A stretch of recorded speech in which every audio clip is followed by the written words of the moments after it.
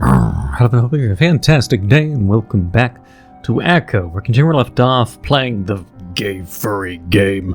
And we're going to continue where we left off of going, I guess, the route where we're talking to Flynn. And we're going to go with that and keep going. I see a lot of people. And shout out to the guy in... What is it? Shout out to the guy in Beast of Bermuda who really wanted the Echo episode, by the way. I started playing a dinosaur game just to relax on my off time. I'm just like, yes, I'm playing a little snake hiding in a tree. And some guy in the dinosaur game is just like, hey Neco, when's the next Echo? I'm just like, god damn it. But okay, we're gonna left off. I'll try to do my best doing some Snoot game and this game, and there's two other RPGs I also want to play. We're gonna get into it, so let's just get into it because we have a lot to do probably. Flynn pulls me over rocks and boulders. What? Pulls me over? I don't know, some rocks and boulders. I stumble along, trying to keep my balance. Flynn's insistent, though almost angry. We reach the edge of the lake and he throws me down. I stare at the wet sand, then back up at Flynn. He points and tells me to dig. I start digging. I don't know what I'm looking for, and I ask, but Flynn doesn't say anything. Water keeps filling the hole. It's hard to keep sand from sliding back in. Finally, I reach in deep and someone grabs my paw. I stay like that for a long time.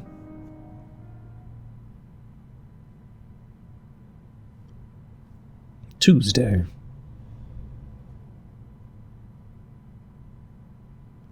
How's this look? Carl dangles the lure in front of himself, bouncing it around. Flynn squints at it incredulously. I'm pretty sure his muzzle would be hanging open if he didn't have a toothpick in his mouth. Jesus fucking Christ, Carl, what is that? I also have to hope that some asshole on YouTube doesn't try to copyright claim this fucking royalty-free music again like they did my last episode. Irritating, let me tell you. I know this is royalty-free. Every YouTuber uses this in their stupid happy-go-lucky vlog. And my last video got, copyright claimed by some bullshit company. I am so tired of YouTube. I'm done my side rant. But, geez, every time I listen to this music, it's just gonna remind me of one of my vlogs I made when I was at a summer home and the copyright claims. But what? Carl has tied the spinner in a giant ugly knot, the string sticking out in every which way. This is why I told you to fucking wait. I guess Carl had gotten impatient and decided to tie his own lure while Flynn helped me with mine. Flynn takes out a knife from his pocket and takes the spinner from Carl, scowling. I'd throw this away if I didn't have so fucking few of them. What's wrong with you, Carl? Carl shoves his paws into his pocket as he watches Flynn struggle with getting the knot fixed. I don't see what the big deal is. It's attached, isn't it? He looks at me and grins, shrugging his shoulders. I shrug back. You made it so fucking big, it's not gonna spin right. Flynn's muttering angrily under his breath, squeezing his forearms to his chest as he tries to keep his fingers steady. Carl rolls his eyes and looks over at me and grins. Why we gotta fish with these when we got an otter with us? I'm willing. That's not the point. Flynn almost growls, prodding and poking at the messy knot. Messy knot? It's about relaxing, and how's Chase gonna relax swimming around the whole time? I thought he was gonna say swimming around the lake. He finally seems to get a handle on the mess and starts tugging out the line. And how am I gonna relax with you fucking everything up? The line finally drops away from the spinner. That's what I get for bringing a pothead along. Hey, I'm straight right now. Flynn snickers. You sure about that? Carl rolls his eyes again. Ask Chase. I sit on a rock as I slowly reel in my line, watching my spinner glisten under the water. Why are you asking me? You have, what's it called, Gaydar? Isn't the idea that everyone has it? He doesn't respond as Flynn starts showing him how to actually tie the line. I'd imagine, yeah, I think most humans have a Gaydar, frankly. It's just the more accustomed you are to certain things, the more you can pick up. If the more you talk to gay people, then you definitely would probably enhance your Gaydar. I definitely have a Furdar and a Gaydar, and it's just I'll look at a person and just be like, yeah, they're definitely a furry in disguise. I can just tell. Let me know in the comments down below if you have a furdar and a gaydar. Let me know what other dars you have. He doesn't respond as Flynn starts showing him how to actually tie the line. As the lizard shows him how to make a good knot. I come up empty and cast the line out again, listening to the clicking whir of the reel before the spinner lands with a plop in the middle of the pond. I was wondering where Flynn would go to fish, since we wouldn't go to Emma, obviously. Turns out he and Leo found this pond 20 minutes outside of town, deep into the wilderness. Unsurprisingly, no one comes here, which is why Flynn says the fishing is good. There definitely is something calming about being out in the middle of nowhere, especially with the repetitive motions of fishing to keep you occupied. Finally, Flynn finishes showing Carl how to cast, and the ram launches his spinner out almost all the way to the other side of the pond. Careful, idiot, if you get it snagged at the other end, I'll whoop your ass. Oh, lay off, Flynn. Carl reels in fast and casts it again, making a pew sound as he does. Flynn sighs before walking up next to me, watching as I reel in much slower. I feel a little self-conscious with the way he stands over me, worried I'm doing something wrong. Sure enough, he steps forward, his chest up against my back as he grips the pole. Grab it above the reel post here. He holds the rod, then grabs my paw and slides it up the pole. Gay euphemisms everywhere. That way you can really grip it when you catch something. He's right up against my back, arms are wrapped around me. I swallow and try to focus on the pole. Alright. I hear him give a low chuckle in his throat and I glare. Of course he knows what he's doing right now with my paws on the pole. He's probably rubbing in what he said yesterday. I decide to respond by sliding my tail up the inside of his leg and feel him shift against me, his chuckle turning into a giant... Okay, this is getting way too gay. The hell are you guys doing? Flynn lets go of the pole and steps back as Carl watches us, his face screwed up in exaggerated disgust. Showing him how to fish, now it's your turn, fatty. Carl pauses on his reeling. It's not like we haven't done this before. Plus, I don't know if I want to feel your cloaca on my ass. Ugh. Too bad. Ugh. It's getting weird. I focus back on fishing, still feeling a little warm from the close encounter I just had with Flynn. Any more gayer shit than that? Especially what I hear about the H scenes that happen, man. I'm not even gonna get into that. I'm a little angry that he'd try that, especially so soon after what had happened. I try to focus back on how relaxing the motions are, sweeping the lake clockwise as I cast out again and again. If I really did want to catch a fish, though, I would be swimming in the water right now. It isn't hard to do. I'd done it several times when I was younger in the reservoir. Of course, that's less relaxing since you have to actively search for the fish rather than just sit placidly until one bites your lure. I've never killed one before, though. Careful, Carl. I wince and look to the side, seeing Flynn covering his head and ducking as Carl's lure bounces and swings around above him. You didn't let go of the fucking button. Carl shrugs and starts to swing his pole around, trying to unwrap the line from his pole. Well, if you weren't right up against my tail, you wouldn't have to worry about that. I'm trying to show you. Kapew! Carl launches his lure over the pond so far that it almost lands on the opposite bank. It does, however, wrap tightly around a branch sticking up from the fallen log in the shallows. Unfucking believable. Ah, shit, He starts tugging and pulling, trying to get untangled from the log. No, stop, you're gonna have to walk around the edge and get it. What? There's no fucking cacti on the edges, no way in hell. Too bad, that's one of my last fucking lures. Well, come on. Carl's shoulders slump as he looks out across the pond. Yeah, maybe if you didn't go pew-pew all the time, you fucking stupid pothead. I sigh and set down my pole and start stripping my shirt off, followed by pants. The otter was just looking for his opportunity to strip, right? Okay. After a pause, I decided to take off my boxers too. It's not like Jenna's here. Oh, okay. Just Could have just... Oh, okay, so, sure. Hey, just be naked for everyone. Is this what gay people do in the ponds? They go skinny dipping? It takes them a while to stop arguing now about the plural form of cactus and realize that I'm now nude. Yeah. Chase? I'll get the damn lure, just stop arguing. Just want an excuse to give a little strip tease, huh? Shut up, we've all seen each other naked. I do try to angle my hips away so they can't see my balls in cock.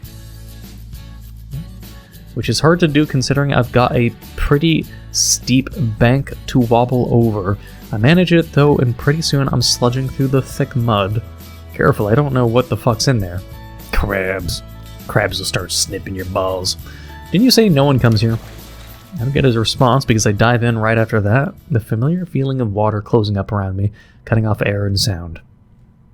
Again, it's a huge relief to be back in the water, and I drift towards the bottom. It's not deep at all, and the water here has a slimy feel that I don't like. Still, it's better than nothing, and I undulate slowly across the pond. It doesn't take long to reach the log, as it's only about 30 feet away.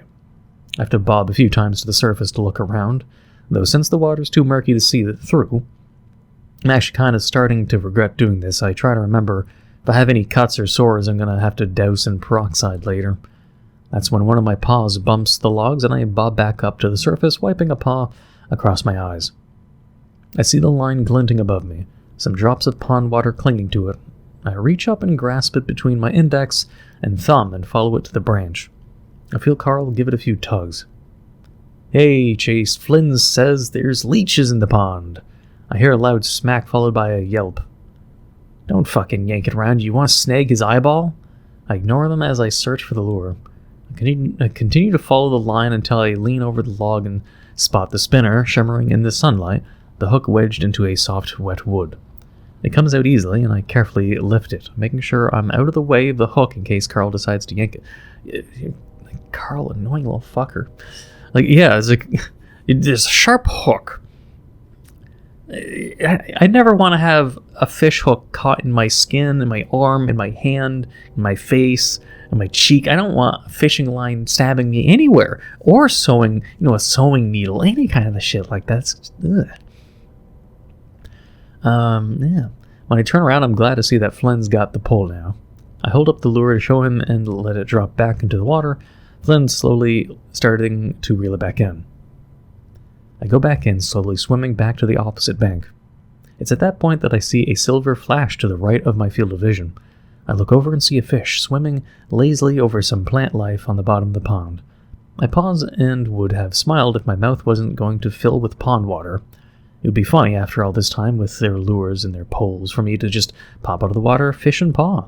I swim over to it slowly, lingering to the side so it won't block the sunlight before diving down and snatching it up. I latch in my claws to keep it from escaping as I give a little wiggle of delight. It's been a long time since I've done this, but it looks like I've still got it. I turn and start swimming back to Flynn and Carl, and that's when I suddenly feel like I'm being watched. It's not the typical feeling, though. This is much more intense. I pause and look back over my shoulder, then forward again. It's pointless because everything's cloudy and I can't see more than 10 feet. I've sunk down to the bottom of the pond, both of my feet resting in deep muck as I crouch, trying to figure out where the feeling is coming from. It doesn't help that my head is starting to buzz. A tone building in my head that sounds like an orchestra tuning. I've been down that long, or I haven't been down that long. I shouldn't be running out of air. Of course, I should just swim up to the surface where it's bright and safe, but I don't, because this feels too familiar. I think back to when I was 12, playing in the abandoned school with Carl. I was hiding from him in a second-floor classroom when I felt this exact feeling. Intense, almost physical, like a hand was grabbing into the back of my neck. I look around again, then finally look down at the fish in my paws, and now I know where it's coming from. Before I know it, I'm whipping upwards, breaking through the surface in less than a second, swimming towards my friends. I stumble up onto the bank, splashing water everywhere as I do. I'm not holding the fish anymore. What the fuck were you doing?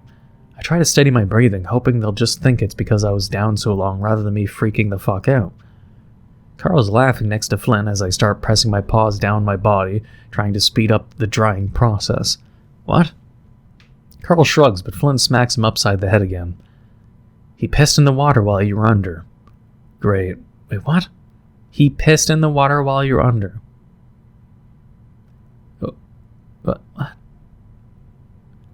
What kind of dipshit friend is this Carl person? What? Who does that? Is he like a fucking child? You start pissing in like the shallow end of a pool when people are in it? What? Who the fuck does that? I'd punch them in the face. Who the fuck does that? Like, really? You just admittedly just piss in the pond while they're in there? Like, really? Like, yes, it's a big pond, the piss will dilute, but who the fuck does that while you know your friend is in the water? You could just wait, or piss in the Nevada-ass fucking desert behind you, piss behind a fucking cacti. No pisses in the pond while your friend's in it. While your aquatic friend, or semi-aquatic otter friend, is in the... Really? Dipshit. What the fuck? But he doesn't care right now. I wouldn't worry about it. You didn't come up near it, and there's probably worse in there anyway. And speaking of which, like, no wonder the lake's so fucking slimy. This piece of shit and pissing his THC piss in there. Speaking of which, why don't you go further up to the stream and wash up? I don't want you bringing pond shit into my truck. Okay. I sigh and pick up my clothes, just glad that they seemingly haven't noticed anything's off. Okay, what was up with the fish? Luckily for me, Flynn parked right next to the stream, so it's easy to find. It's freezing cold, though, compared to the pond, so I get washed up quickly. I gasp as I splash the water over my body, shivering before I stand back and start squeezing the water out of my fur again. Everything okay? I jump and look back. Flynn's leaning against this truck, arms folded, watching me. I blush. It was easier to be naked in front of the two of them, but for some reason, it just being Flynn makes it way more embarrassing. I turn back around, pressing my tail harder against my ass as I wave my arms up and down, trying to dry off. Yeah, come for a show?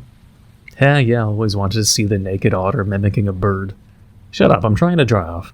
Flynn doesn't say anything, so I just turn around and, not even bothering to cover up, paws on my hips. Okay, seriously, you just come here to see me naked? He hasn't moved at all, but he cracks a smile. Maybe. I don't let that trip me up and instead thrust my hips out, legs spread. Stop being so gay with each other. What the hell's going on? Well, there you go. I got a towel in my truck. He's still smiling and his eyes definitely aren't on mine. Flynn has flirted with me before, even while I was dating Leo. Yeah, seriously. Seems a little aggressively flirtatious. I vaguely remember there being some altercations between the two. I make my way towards the truck again, trying to angle my hips away from him. You really know how to creep a guy out. I lift up on the handle, but the door doesn't open. I unlock the, something shoves hard into the small of my back, and I'm thrown forward to land with a wet splat against the hot metal of Flynn's truck. The hell? Something tall, skinny, and muscular press... Is this getting really gay right now? Chills run up down my spine as Flynn's muzzle snuffles into my ear, low growling in his voice. You really think you can just tease me like that and get away with it? Yes. His paws slide around my body between the car and my stomach before moving up my chest. I'm frozen in that way, paws against the passenger window as I stare in shock through it at the truck steering wheel. I'm not really seeing it. There's a pause, and I think it's because he's waiting for my response to see if I'd tell him to stop or not. I don't, though, and I lean my head into his neck, feeling my entire body break out into goosebumps. Okay, I'm gonna skip the really gay stuff until the story starts happening again. Alright, a lot of gay shit did happen. So, we skip that, just gay shit happened. And... I'll just summarize what happened. Gay stuff and the choice of letting them top or not letting them top, and then they stop because maybe the pothead might see, and it upset the otter, so they couldn't fully commit to the gay shit, and now we're on the road again. So let's get back to it. We're headed down Elizabeth Street after dropping... Like, that whole scene was completely unnecessary, honestly. It didn't even develop the plot in my mind. But we're headed down Elizabeth Street after dropping Carl off. The drive only a little awkward. Flynn's really good at acting like nothing's wrong when he wants to, and I'm totally fine with that right now. That's when I see a set of familiar ears through the window of the convenience store. Hey, is that TJ? Flynn ducks his head to look out my window. Looks like it. He flips a U-turn, which isn't a big deal since no one's on the road, and pulls it up into the parking lot. What are you doing? Stopping by to say hi. Okay, I guess I need to buy some stuff anyway. I look out the window so Flynn can't see the look on my face. I already know that this is a bad idea. TJ's at the register and his ears flick in our direction before he turns to see us. At first he smiles when he sees me, but then his ears fall flat as he sees Flynn come in behind me. Jenna pokes her head from behind TJ, and now I know this is a really bad idea. They're both a little dirty, and TJ has his backpack on. I wave at them to let them know I've seen them before moving towards the back of the store. I need to get some bottled water since I don't really like drinking from the faucet in the motel. I hear Flynn say something as he walks up to them, and I sadly hope that by the time I get back, everything will be magically resolved. Because the old corner market closed, this is the only place where you can buy food aside from the diner. That's weird. Looking around at the selection, I can see why Flynn takes the 30-minute drive to Peyton to get his food. I'll grab a few water bottles and head back to the front. My hopes of a resolution are dashed as I see the awkward situation unfolding in front of me. TJ's standing on the other side of Jenna now, keeping her between him and Flynn. No one's saying anything as I get to the register, the air tense, and TJ fidgeting with his facial hair. As I pull out my wallet, I look over at Jenna. Hey, how was your hike? Fine. Hot. Ah. A red fox I don't recognize takes the $2 I hand to him. I feel Flynn shift around next to me, and then I hear him take in a breath. Hey, Hey, Flynn, did you forget what happened yesterday? I cringe. Jenna's tone is sharp, and now I just wish I could turn invisible. Huh? Can't you tell he doesn't want to talk to you? Flynn doesn't say anything. The tension is so thick in the air I can feel it, like I'm back in the slimy pond. The cashier fox pauses in handing me my change, staring at Flynn and Jenna. Thanks. I almost yell as I reach out for the money, as if the volume of my voice will make everyone forget and provide Flynn the opportunity to escape. It doesn't work. We're not kids anymore, Flynn. You can't just treat us like crap and expect us to act like it's okay when you decide we're worth talking to again. Man, that sounds very familiar to my family life. Holy shit. Flynn's hunched forward, staring off to the side towards the back of the store.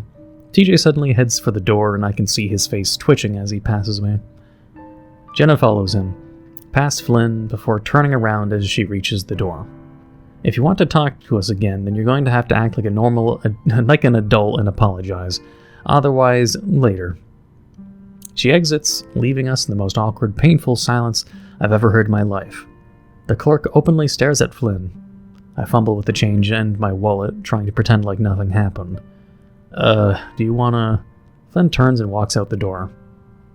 I watch him get in his truck, then pull out, his face expressionless. For a while, I stare at the empty parking space as I slowly shove my wallet into my back pocket.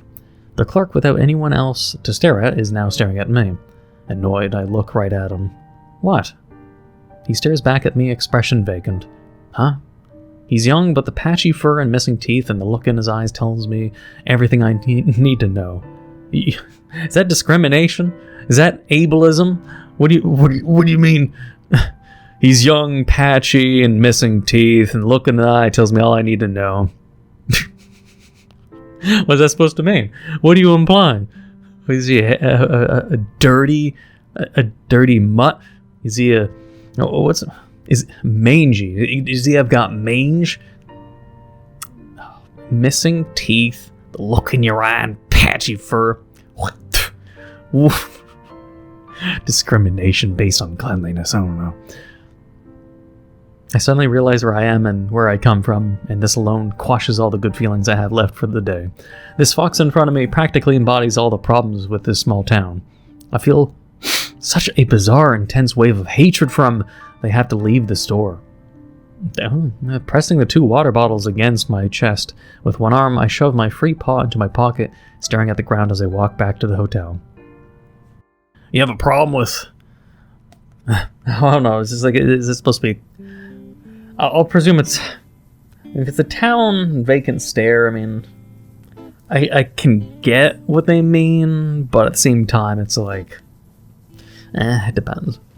I'm sick of him thinking that he can do whatever he wants without any sort of consequence, me and my older brother.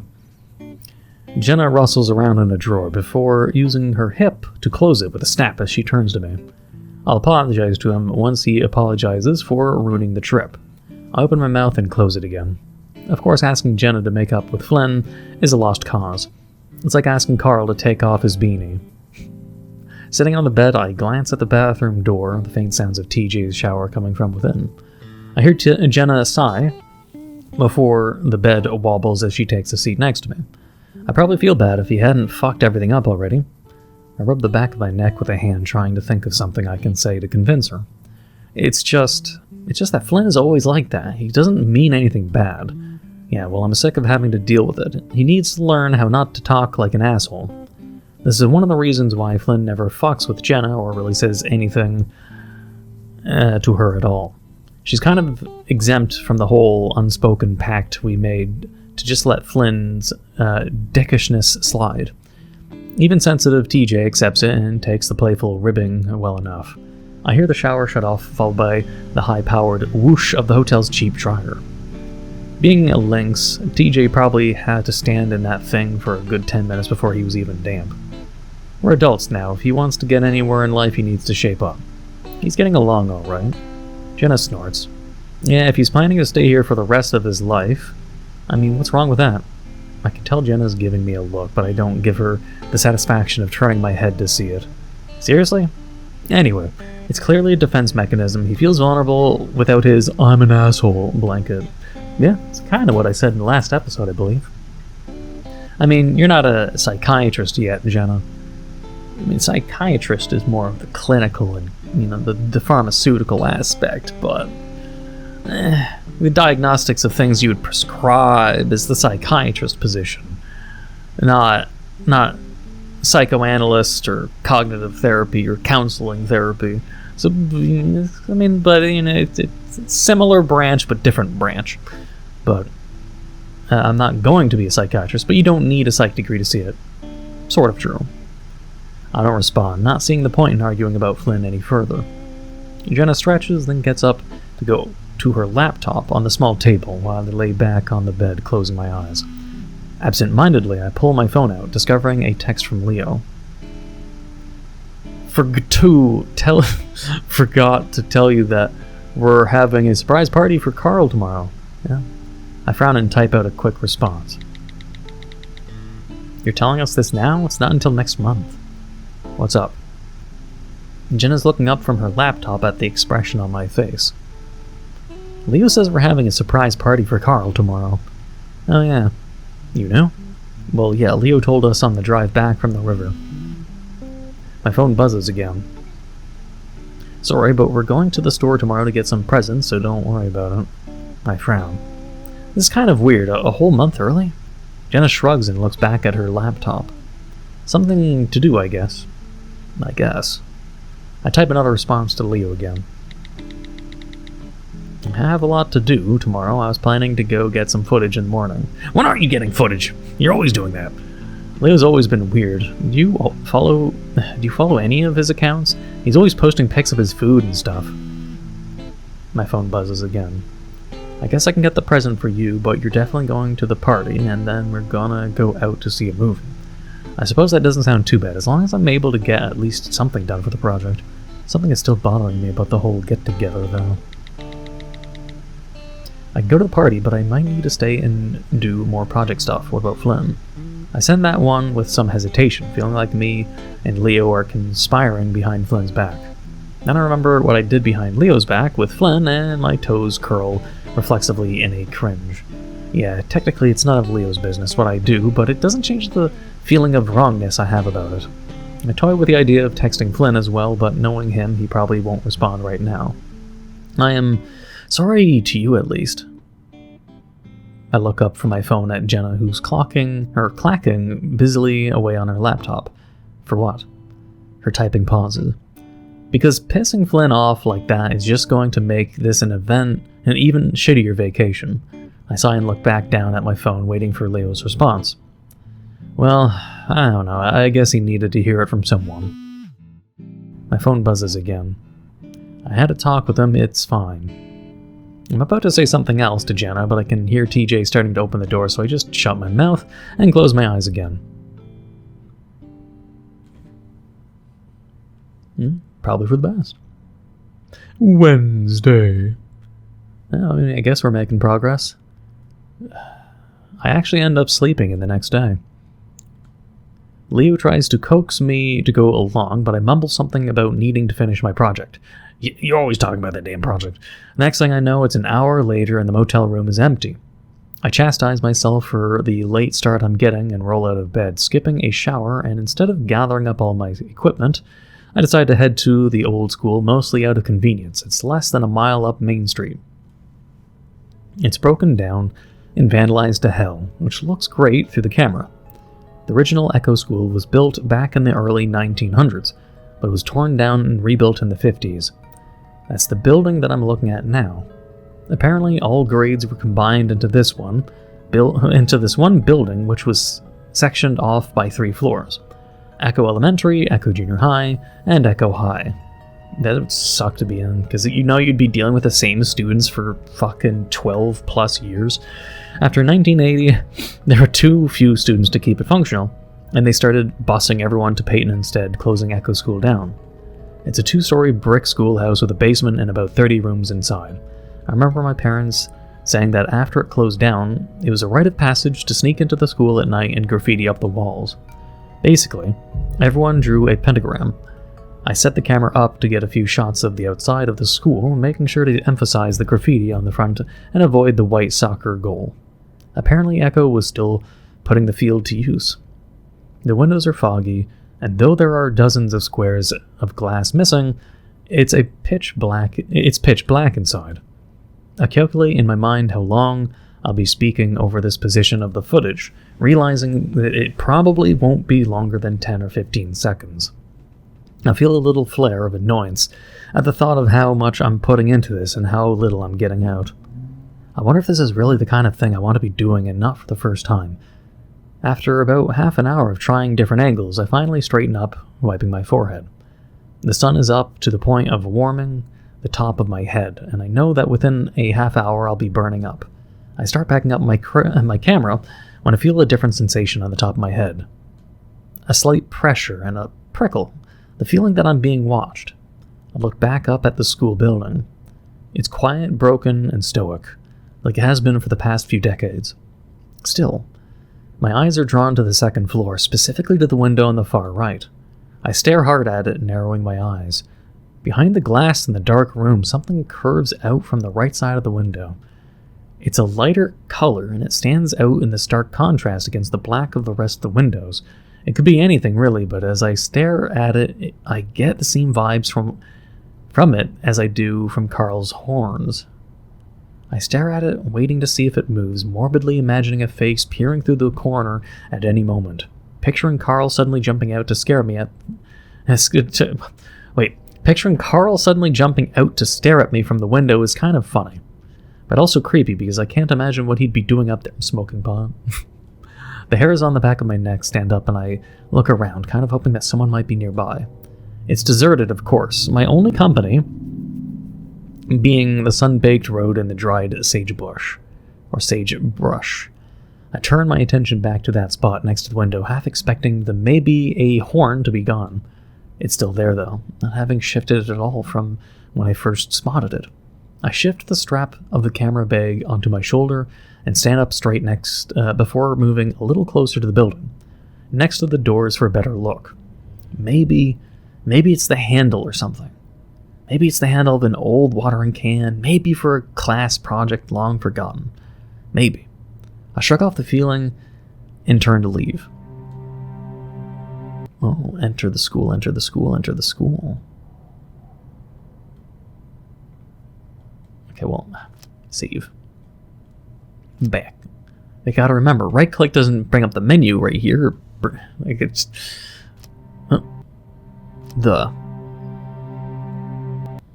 Enter. Doesn't matter, we're compelled to enter. Alright. Something itches in the back of my brain. I look back at the door and can tell right away that there isn't anything holding it shut, at least not on the outside. Maybe I could get a few shots of what's in there. I walk slowly up to the door. A thin piece of plywood, definitely not what was here originally. A small tin. No trespassing sign hangs from it, almost completely rusted through. I give the door a tentative push and it instantly gives away, sliding noisily across the concrete ground. Inside, there's a staircase right in front of me. To the left and right, there are wide, darkened hallways. I'm just crossing over the threshold when I realize what I'm doing. Even if I did get some good footage, it would have been from breaking into the place illegal. Oh no, he's breaking into the abandoned school in the middle of nowhere, in the buttfuck of nowhere of Nevada. Oh no. What if the police and sheriff show up? Oh no. I'd basically be filming a crime for a school project. People gonna give a shit, really? After all that? After the fact that you say it's a rite of passage to spray graffiti in the school at night, and then you're gonna worry about the fact you're recording an abandoned place? I mean, come on. Yeah, it's evidence, but it's like, oh, come on. If you lived in some really uptight place, that's just like, oh, you entered an abandoned area. It's only illegal, so local police, local authorities, or federal authorities of your country, it's illegal to protect stupid people from killing themselves. The walking in an abandoned place, touring, looking for ghosts, and the floorboards collapse, and you collapse into a dead water that's in, the flesh-eating amoebas, in the basement, right? Shit like that happens. I've walked on top of rooftops in dilapidated buildings that were rotted, like wooden rooftops of old buildings with just rotted floorboards, where if you walked over these rotted areas, you would just fall through and die, is when I did roofing.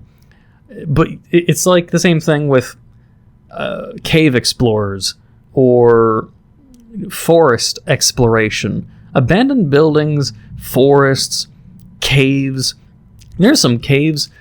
Snowboarding, Mount Everest, fucking mountain climbing, all this shit is the same thing. The only difference is abandoned buildings will kill you because of integrity failure, but in Mother Nature it's not illegal, but you're advised and warned not to go into creepy caves, or those people in those there's the meme where it's just like the people that crawl into a place and then they get stuck and can't get out and just die from being stuck in a cave, and the warning signs that were just ignored. It's sort of like that, right? And not to go too far off topic, but it's just like the worry about it. It's just like, oh, come the fuck on. People go to the forest, you can get eaten by a bear. People climb Mount Everest, but you can freeze to death. People travel into caves, but they could suffocate or fall to death. Some people snowboard, and an avalanche might just smother you to death. The difference is, a place will say, oh no, the abandoned building is illegal, just because it's their jurisdiction. But, if Mother Nature does the exact same thing, it's just natural selection. No, it's all natural selection. Just go in the fucking abandoned building at your own risk, but don't fucking worry about it like, oh no, legality, oh no. Oh, come on. But anyways, that's enough of my side rant. I don't know. Crime. The floor creaks above my head, and I realize just how stupid this is. I turn back around, making sure to shut the rickety door behind me fully before I start back towards the road. There we go. I complained about the creaky fragility, and good thing. Could have died maybe in there. It was a dumb idea, sure, and I've come up with a lot of stupid ideas, but for some reason I can't shake the feeling that had been especially weird. I'm at the end of the road when I remember the horn at the window. I don't turn around. So he doesn't want to figure out if he's being watched. But, okay, we can keep going. Because how do you even know that he's here? Jenna eyes Leo as we make our way up the walk to Carl's house. As I'm looking up at the mansion, I think of how you imagine a lot of things being bigger when you're younger. A lot of fucking vroom vroom fucking cars at this goddamn, goddamn. I wish I could read visual novels without cars going vroom. But anyways, as I'm looking at, think about I think of how you imagine a lot of things, being bigger when you're younger. Not Carl's house. I always forget how big it is when I see it again. Yeah, the other pothead is the rich kid, of course. Even kids from Peyton wanted to hang out with Carl because of it. Carl is here like 95% of the time. Besides, how would he get around without his parents? Jenna doesn't say anything as TJ bounds up to the door and rings the doorbell while bouncing a cake against his chest. Oh my. Heh. Everything is so old-fashioned here. TJ seems to have cheered up since the little incident a few days back. At least that's what he's been putting out so far. I mean, I like old-fashioned, especially since I'm sick of city shit going on around here. But sometimes it's hard to tell with TJ. I'm sure TJ's a bucket of nuts and bolts of stress. It's not even a real phrase, honestly. I'm sure he's a mess under the fur. Let's go with that. Jenna looks pointedly at Leo, who pointedly ignores her. He's probably asleep. And how do we wake him up? I want to ask where Flynn's at, but even mentioning his name around TJ seems risky. Just call his phone. Leo's looking up at the window to the right of the door, about 10 feet off the ground. You know, if I boost you up, you'd be able to reach. Are you kidding me? I shift the bag of presents I'm holding, glancing down at the red tissue paper on the top. Also, did time pass by from the building I was going at, or is this on the same day? Because I'd want to know, it's like, hey, was that Carl there? Or was it just someone else? Or is this a completely different day, like 1 month later, closer to his birthday kind of thing? I'm going to assume not, though. So, what did I get Carl? Leo doesn't seem to notice me, continuing to frown at Jenna. How else are we going to wake him up? Phone? Oh, I don't know, maybe by sending him a text in advance to have him meet us up somewhere, rather than just going to his house completely unannounced. Sounds smart, Jenna. Leo huffs, and I can see his face getting red under his fur. Jenna has a fair point, but I still felt bad for the wolf. No, I don't.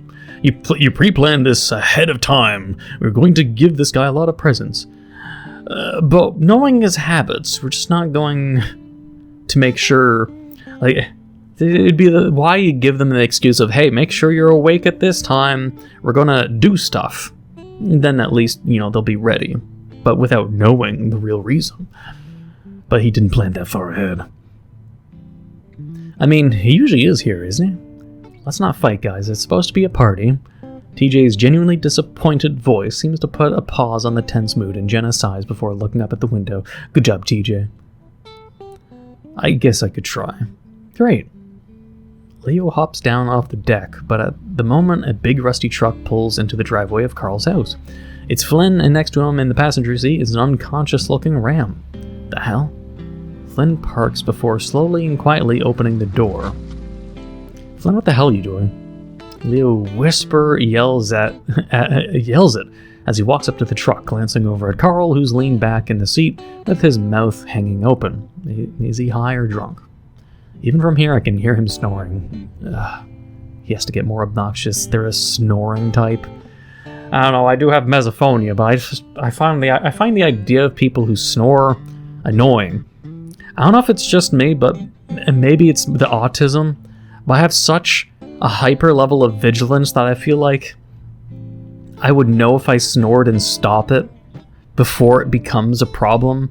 I feel like there's you can tell me if I'm wrong if you know the medical or scientific reasoning. Like, I know sleep apnea and all the shit that exists for snoring, but I genuinely believe that a lot of times when it comes to the problem with people and men that snore, it's either a health issue, sleep apnea issue, same enough, but it's more specific, or it's like a form in my mind of incompetence where, like, one of the strongest reasons you snore is because you're a mouth breather. You should, when awake and sleeping, breathe through your nose. Your nose should be your primary source of output and input of oxygen, not your mouth. It is scientifically, medically proven that mouth breathers get a lot of scientific downsides. So Neco scientific, the more you know side right here, so just bear in mind as I look at the time. medically, if you are a mouth breather, insult jokes and memes on just memes or otherwise, if you're a mouth breather, your jaw will de-evolve. It genuinely will. Your jaw will be more fragile if you are a mouth breather. If you're a mouth breather, you'll be more prone to snoring. You'll be more prone to sleep apnea. You'll be more prone for lung issues. Like, jaw issues is one thing. Jaw shape issues is another. You know about, like, people talking about mewling? Or is it mewling? Meowing? Where, you know, you have your tongue on the top of your mouth kind of thing. It's like that, but for breathing, where you really need to consciously inform your body to instinctivly or habitually get used to the idea that when you are awake, you breathe through your fucking nose. When you're about to sleep, you continue breathing out of your fucking nose. And then you tell your body and try to make it a habit so that when you go to sleep, your body remembers the habit and you breathe through your fucking nose when you're sleeping. I know some people be like, Neco, you can't just tell yourself to keep breathing and doing something a certain way when you fall asleep, but I think it would be disingenuous or illogical to presume that you can't build habits when you're conscious that follow through with you when you are subconscious or unconscious. That could be a philosophical debate we could have, but I still feel like people that snore, it's a medical issue, but it's also a user issue and an incompetence issue. And it's just, every time I see someone snore, I'm just like, you could probably fucking fix that. I'm sure for a lot of people, when it's a chronic snoring issue, it's just simply because they didn't fix the habit, it got worse, and now they can't control it. But when you're young and you notice the patterns of snoring, you should be able to stop it. And when people don't, and they're too ignorant to have realized their habit, or no one tells them, hey, you snore and breathe through your mouth like a mouth breather while you're sleeping, then it's just going to get worse and worse. But that's a Neco rant. If you learned something, hey, let me know in the comments below. But otherwise, that's my side rant. But I hate snores. I have a hatred of noise. Mouth chewing and snoring, I hate it. Hate it. Absolutely hate it. Did I read that? The snoring, yeah. Hey, Wolf. If you still want it to be a surprise, you'll shut up. The hell are you doing? Flynn rolls his eyes. We went to the reservation. What? Why? Because it's something we do sometimes? I texted you that we were going to surprise him. Yeah, that's why I'm here. Flynn rubs the back of his scaly head. Just a little late is all. Started winning more than I usually do, so Carl and I stuck around for a little longer. You're gambling? Of course, because that's all the reservation is good for, huh? Whoa. Flynn holds up his hands defensively. What's with all of you? Flynn's eyes settle on me for some reason. I feel my heart give a jump. Chase, what the hell crawled up everyone's ass? I mean, I get the fact that just like Flynn wants to move on from his prior drama of snapping. It's not that he forgets, but that he's a fucking piece of shit at being able to apologize and move on in a honest way, because the cringe makes them evade, you know, resolving the conflict. But, you know, if everyone's going to hang over their guilt like it's a mistletoe hanging over your head, but instead of kissing, it's a mistletoe of guilt. A lot of people like to hang that over your head constantly, right? It depends on how much people like Flynn want to move on and how they pursue it. And if they genuinely, you know, would want to apologize, they just can't find the right position that isn't really super awkward or puts them in a weird spot. I don't know. I feel like the answer should be obvious, but if Flynn's trying to get things at least somewhat close to normality, then I'm fully behind him. You know how Leo is, his way or the highway. Leo shoots a glare at me, but I grin at him, trying to lighten the jab. Good mediating, the main character. Or Chase. I sense TJ further back behind me, separate from our group. I really wish I knew what he's thinking right now. Like, on the path I'm going to imagine that this path is about trying to understand Flynn and why he's an asshole, or, you know, why they are the way they are, him and TJ, and probably, maybe, unless the game is mostly bad endings, we'll find out why, or like if we can improve Flynn and not through homosexual means, but, character development means. That I'm looking forward to. Like, hey, how can I make this person go from flawed to proceeding through good character development? I like that. I don't want character development through gay sex, though. I don't care for that. We can skip all that. I really wish I knew what he's thinking right now. But yeah, it's good that Chase is being a mediator. It's good. Good for some progression. Layla lets out a tiny growl before turning back to Flynn. I feel like you could have at least told us. Flynn sighs and glances back at the ram sleeping in the truck.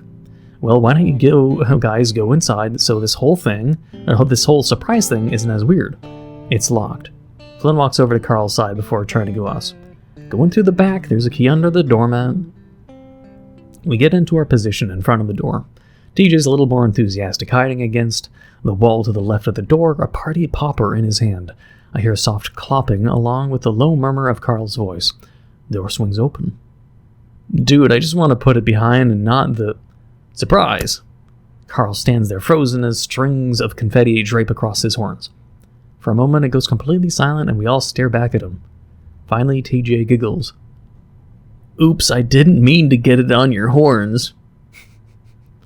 TJ, you're not supposed to say that while behind someone. Is this just like deliberate gay euphemisms? I didn't mean to get it on your horns.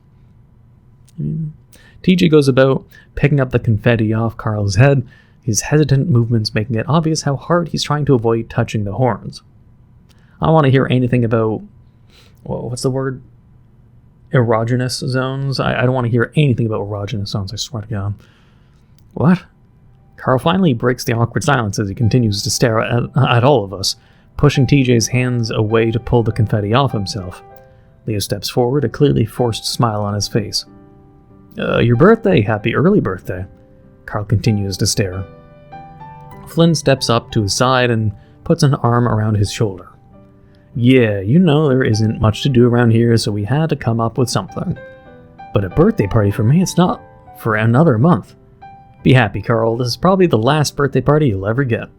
Carl opens his muzzle, then snaps it shut, his long ears twitching around.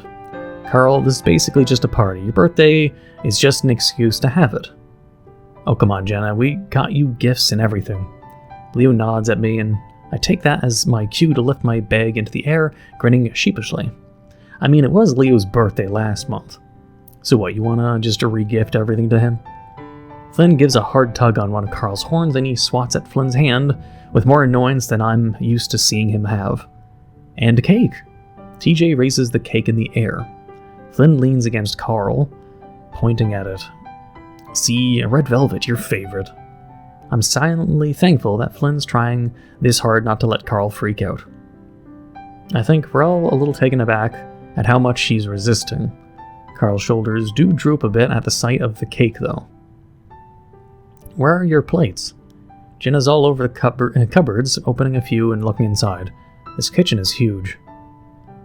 Second one over. At that point, we've managed to shake off the awkward haze we're in and start moving to the table. So, we got the whole day planned out for you. Yeah? Carl stands at the end of the table, one hand on a chair as he watches all of us. While I knew Carl wouldn't really be into the idea of a party, I didn't think it would be this bad. I wonder if his anxiety has gotten worse since the incident at the university. We're going out to eat later, and then a movie. I thought you might want to see the new Luce Lubo film, Carl's hands go up to pull his beanie tighter over his head. Well, as long as you don't tell me, the waiters, that it's my birthday. Oh yeah, isn't that place by the theater where they basically force you to wear one of those cone hats? Yep, and I swear to God, if one of them gets all touchy with my horns trying to put it on... What, you'll blow pot smoke at them? I think it's kind of fun. TJ's struggling to pull the plastic dome off the cake. Leo reaches out to help him, but it pops free at that moment and takes a large glob of frosting off the side of the cake. Ah, good one, Tej. We can give that piece to Carl so he can stay on his diet. Flynn puts air quotes around the word diet. An awkward silence follows, one that Flynn clearly notices, and I see him sulk in response. Shit, that didn't land. Carl coughs. I didn't have breakfast, so they should be fine. Leo claps his paws together. While we're having cake, why don't we start opening your presents, huh? Carl grabs the bag and unceremoniously dumps it onto the table. He goes through them, giving an obligatory thanks when he finds out who gave it to him. I see my gift for the first time along with Carl.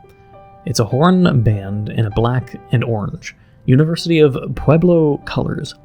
We used to make fun of the jocks that wore them at Pueblo. Thanks? He looks at me as if trying to figure out if I'm joking or not, and I can only offer a pained smile in response. It's only now that I'm feeling guilty for not getting him the present myself. I'll get him another one on his real birthday. Flynn steps forward at that point. Here's mine, something I got from the reservation. Flynn reaches into his pocket, and pulls out something small and hidden in his hand. When Carl sees it, his eyes widen. Oh wow. Looks like a rectangular piece of metal with 2 points sticking out on the top. It's not until Carl pushes the thumb against one of those horns, that it pops open and I realize that it's a lighter. Now you won't look like a total loser when you get blazed. Carl gives Flynn a small smile before flicking the lighter on before snapping it shut. Thanks, man. Don't worry about it. Stroner actually gave me a discount. They still remember me from all the smokes I used to buy there. You went all the way to the reservation for that. Cigarettes are untaxed on the reservation. Another thing it's useful for, huh, Flynn? A chill descends over the room again after it had just warmed up. Come on, Jenna. Jesus Christ. It's a birthday party. I went there for the casino. The cigarettes were just... Flynn stops and frowns, looking confused and hurt. At this point, I start to feel myself wanting to stick up for him. But you don't? Oh, okay. The rest of the party is stiff and uncomfortable as Flynn stews in the corner. Finally, Leo stands up and tells us to get out to the car. Leo gives Flynn a look, and I can tell he's going to confront him on something. Quietly, I linger towards the door and listen as the rest of them head out. Oh, so now I just can't say anything to him, huh? Flynn. The look on Leo's face is deadly. His stares are narrowed, ears flat against his head, teeth bared. Flynn's initial indignation cools and he backs up. You promised me that you wouldn't fuck this up. You said you wouldn't cause any... Man, that was all Jenna. What the fuck? I was fucking trying to make things better. Why are they blaming Flynn now? Can you read a fucking room? No one wanted you to say anything to him. Oh. What, to Carl or to TJ? What, so I'm just gonna let things stay like this for the whole week? Well, that's kind of your fault, isn't it? I'm trying to be nice to him, and did you see Jenna? She's not fucking helping. You know how TJ is, just leave him alone. He's a fucking adult. He's not some little kid you have to protect. And that's why it's been years and little shit hasn't manned up enough to say what actually happened. Leo's hackles flare. See, that's what this is about. You only want another chance at him. Leo's looking at Flynn with pure disgust on his face. Sounds like you think I just want to fuck him. I wouldn't put it past you, slut. Flynn leans back with a smirk. I'm not the only one with ulterior motives, eh? Flynn's eyes flick to me. Leo doesn't even say anything in response, instead just letting out a rough snarl. Flynn only flinches a little, but doesn't move, just folding his arms, staring hard at the wolf. I don't want to see you talking to him again this week. If you do, I'll shove your fat tail so far up your ass. Buy me a drink first. Chase, get out to the car. I jump as Leo snaps his head in my direction. I'm torn about this. I don't feel like Flynn did anything wrong in trying to talk to TJ. I mean, TJ didn't react all sad. I mean, it's just trying to break the ice. That's fine. But if what Leo suspects is true, I think I need to... Alright, cool. Leo punches the door frame on his way out, swinging the door shut with a smash. Flynn retains his position against the back of the couch, his arms folded, coolly chewing on his toothpick. We both listen to the sound of Leo's truck starting up before it fades as they pull out. I look over at the leftover cake on the table, wondering if I should clean up just to give myself something to do. The glob of cream stuck to the side of the plastic dome gives me a jolt of genuine sadness at the mess this whole get-together has turned into. Flynn, meanwhile, retains his slouched sulking. Finally, the pressure is too much, and I feel a need to say something. So... As if that's his cue, Flynn turns on his heels and stalks out the door. Hey. I scramble to follow him out the door, feeling more annoyed than sorry for him at this point. Where are you going? Flynn doesn't say anything as he walks up to the truck and yanks open the driver's side door. He slams it shut just as I walk up to the door. What the fuck? He finally does turn to me, and then shifting the toothpick around his mouth before he speaks. What? What do you mean, what? You can't just take off. Why not? Flynn arches his prominent brow at me, and I struggle to think of what to say. It's not like he owed me anything. I didn't stick up for him at all back there. Was he expecting me to? Probably. As far as he knew, I just needed to get my project done. I just thought you could give me a ride. Flynn smirks at me. Where? The mine. You serious? I mean, it's a few miles away. You know it's sealed up and everything, right? Well, yeah, but it doesn't mean I can't get a few shots of the outside. Flynn sighs heavily, and that annoys me more than anything else. Whatever, man. I turn around and start heading up the road, not even sure if it's the fastest way to the mine. For the next 10 seconds, I walk briskly up the road, but Flynn's car doesn't start up. I already know that he's going to relent before he says it. Fucking hell, hey! I turn around, trying not to smile. What? You know what, get in. I try not to look too eager as I make my way over to the passenger side and hop in. Think you're smart, don't you? I roll my eyes. I don't think anything. You're the one shooting yourself in the foot all the time. Whatever, man.